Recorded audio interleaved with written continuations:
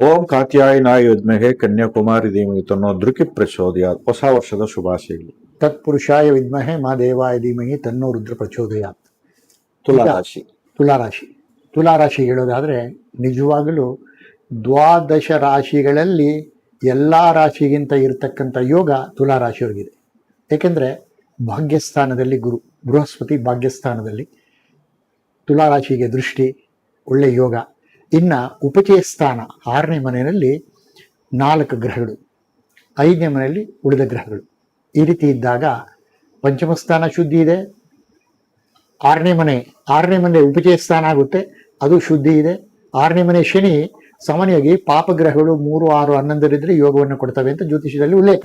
ನಾವೆಲ್ಲ ಅದನ್ನೇ ಓದಿರೋದು. ಅದರಿಂದ ಓದಿರೋ ಪ್ರಕಾರ ನಾವು ಸ್ಟಡಿ ಮಾಡಿದಾಗ, ಪರಿಶೀಲನೆ ಮಾಡಿ ನೋಡಿದಾಗ 3, 6, 11 ಪಾಪಗ್ರಹಗಳು ಒಳ್ಳೆ ರಿಸಲ್ಟ್ ಕೊಟ್ಟಿರೋದು ನಾವು ನೋಡಿದ್ದಾಗ ಅದನ್ನು ಮತ್ತೆ ಹೇಳೋದ್ರಲ್ಲಿ ತಪ್ಪೇನಾಗಲ್ಲ. ಆದ್ದರಿಂದ 6ನೇ ಮನೆಯಲ್ಲಿರ್ತಕ್ಕಂಥ ರವಿ ಮತ್ತು ಚಂದ್ರ ಮತ್ತು ಶುಕ್ರ ಉಚ್ಚಸ್ಥಾನ ಮತ್ತು ಕುಜ, ಈ ಪಾಪಗ್ರಹಗಳ ಸಂಯೋಗ ನಿಜವಾಗ್ಲೂ ಇವರಿಗೆ ಒಳ್ಳೆ ಧನಲಾಭವನ್ನು, ಕೀರ್ತಿಯನ್ನು, ಯಶಸ್ಸನ್ನು, ಕೈಗೊಂಡ ಕಾರ್ಯಗಳಲ್ಲಿ ಶುಭ ಫಲಗಳನ್ನು ಕೊಡ್ತವೆ ಅಂತ ಹೇಳ್ಬೋದು. ಇನ್ನೂ 1 ವರ್ಷ ಕಾಲ ಶನಿ ಮಹಾತ್ಮ 6ನೇ ಮನೆಯಲ್ಲಿ ಸಂಚಾರ. ಇನ್ನು ಉಳಿದ ಗ್ರಹಗಳು ಬದಲಾವಣೆ ಆಗ್ಬೋದು. ಉಳಿದ ಗ್ರಹಗಳನ್ನ ಅದನ್ನೇ ನಾವು ಗಣನೆಗೆ ತಗೊಳ್ಳಲ್ಲ. ಯಾಕೆಂದ್ರೆ ಅದಕ್ಕಾಗಿ ದಿನ ಭವಿಷ್ಯ ಅಥವಾ ವಾರ ಭವಿಷ್ಯ ಅಥವಾ ಸ್ವಲ್ಪ ಮಟ್ಟಿಗೆ ಮಾಸ ಭವಿಷ್ಯ ಅಷ್ಟೇನು ಕೆಲಸ ಮಾಡಲ್ಲ. ಯಾಕೆಂದ್ರೆ ಪ್ರತಿ ತಿಂಗಳು ಬದಲಾವಣೆ ಆಗೋದ್ರಿಂದ ಚಂದ್ರ 2.5 ದಿನಕ್ಕೆ ಒಂದು ರಾಶಿ ಪ್ರವೇಶ ಮಾಡೋದ್ರಿಂದ ದಿನ ಭವಿಷ್ಯ ಏನು ಕೆಲಸ ಮಾಡಲ್ಲ. ಸುಮ್ಮನೆ ಜನರಲ್ ಆಗಿ ಹೇಳ್ಬೋದು ಅಷ್ಟೇ. ಗುರುಗಳಲ್ಲಿದ್ದಾಗ ತುಲಾರಾಶಿಯವರಿಗೆ ಶನಿ 6ನೇ ಮನೆಯಲ್ಲಿ ಅಷ್ಟಲಕ್ಷ್ಮಿ ಯೋಗ, ಅಷ್ಟ ಐಶ್ವರ್ಯ ಯೋಗ, ಶತ್ರುನಾಶಕ ಯೋಗ. ಆದರೆ ಒಂದು ಕಡೆ ಗುರು ವೀಕ್ಷಣೆ ರಾಶಿ ಮೇಲೆ ಇದ್ರೂ ಕೂಡ 5ನೇ ಮನೇಲಿ ಇರ್ತಕ್ಕಂಥ ರಾಹು ಸ್ವಲ್ಪ ತೊಂದರೆ ಉಂಟು ಮಾಡುತ್ತೆ. ಮಕ್ಕಳ ವಿಚಾರದಲ್ಲಿ ಕಿರಿಕಿರಿ, ಅಶಾಂತಿ, ಮಕ್ಕಳ ಬಗ್ಗೆ ಚಿಂತೆ, ಇನ್ನಷ್ಟು ಚಿಂತೆ ಮಾಡಬೇಕಾಗುತ್ತೆ ಈ ವರ್ಷ ಪೂರ್ತಿ ಕೂಡ. ಆದರೆ ಶನಿ ಈ ವರ್ಷ ಪೂರ್ತಿ ಮೀನರಾಶಿಯಲ್ಲಿ ಗೋಚರಿಸೋದ್ರಿಂದ ಖಂಡಿತವಾಗ್ಲೂ ಕೂಡ ಅದರ ಬಗ್ಗೆ ಭಯ ಪಡೋ ಅಗತ್ಯವಿಲ್ಲ. ಬಟ್ ಗುರುಬಲ ಕೂಡ ಇದೆ. ಈಗಾಗಲೇ ಗುರುಬಲ ಸತತವಾಗಿ 9 ತಿಂಗಳಿಂದ ನಡೀತಾ ಇದೆ, ಇನ್ನೂ ಕೂಡ 3 ತಿಂಗಳು ಮುಂದುವರಿಯುತ್ತೆ.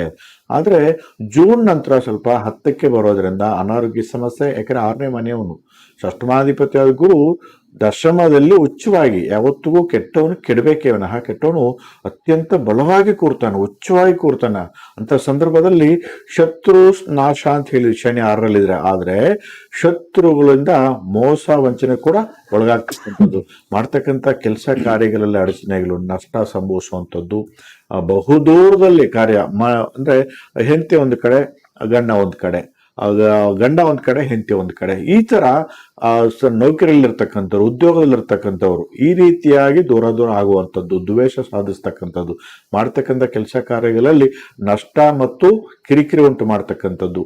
ಆದರೆ ಮಕ್ಕಳ ವಿಚಾರದಲ್ಲಿ ಹೆಚ್ಚು ಹುಷಾರಾಗಿರ್ಬೇಕಾಗುತ್ತೆ. ಕಾರಣ ಯಾಕೆಂದರೆ 5ನೇ ಮನೆಯಲ್ಲಿರ್ತಕ್ಕಂಥ ರಾಹು. ಆದರೆ ಲಾಭದಲ್ಲಿ ಕೇತು ಇರೋದ್ರಿಂದ ದೊಡ್ಡ ಮಟ್ಟಕ್ಕೆ ಬರೋದನ್ನ ತಡಿತಕ್ಕಂಥದ್ದಾಗಿರುತ್ತೆ. ಕಾರಣ ಯಾಕೆಂದರೆ ಚರರಾಶಿ ಆಗಿರೋದ್ರಿಂದ ಏಕಾದಶ ಭಾವದಲ್ಲಿ ಕೇತು, ಬಟ್ ಅಂದರೆ ಪಾಪಗ್ರಹ ಇರೋದ್ರಿಂದ ಆ ಒಂದು ದೋಷವನ್ನು ದೂರ ಮಾಡ್ತಕ್ಕಂಥದ್ದು ಕೇತುಗ್ರಹ.